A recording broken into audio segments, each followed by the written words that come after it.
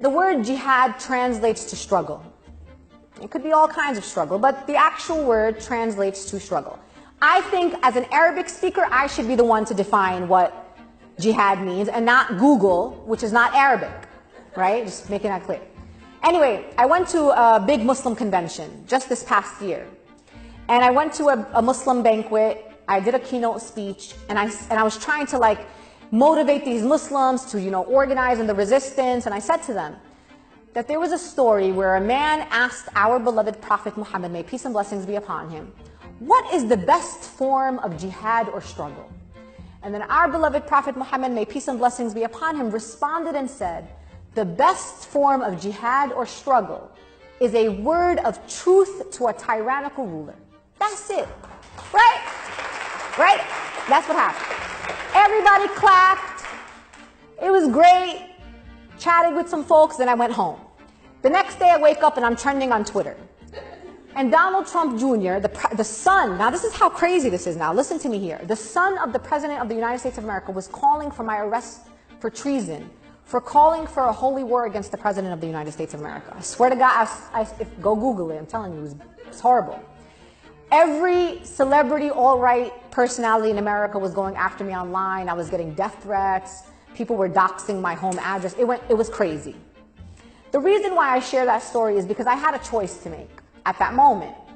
There were people in my community that were so afraid for me that they actually called me and said, Sister Linda, you gotta be careful. You can't be just saying these kinds of things. And I listen to these people because they have my well-being, like they have my best interest at heart, and I know that. They're good people inside. But then I decided to do something. And what I decided to do is I decided to double down. And I called the Washington Post and I said, look, I got some stuff to say, they were like, write whatever you need to write, let's go with this. So I wrote an op-ed for the Washington Post, go read it, and it was about jihad. The reason why I'm telling you this is because I want you all, especially those in the room who are non-Muslim, we as Muslims do not tell Jews how to practice their religion in this country. We do not tell Christians how to practice their religion, or Sikhs, or Buddhists, or anybody else from any other faith tradition.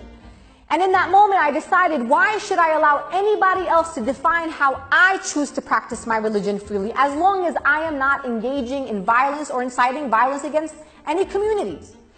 And why will I allow people who are clearly anti-Muslim to define my religion for me?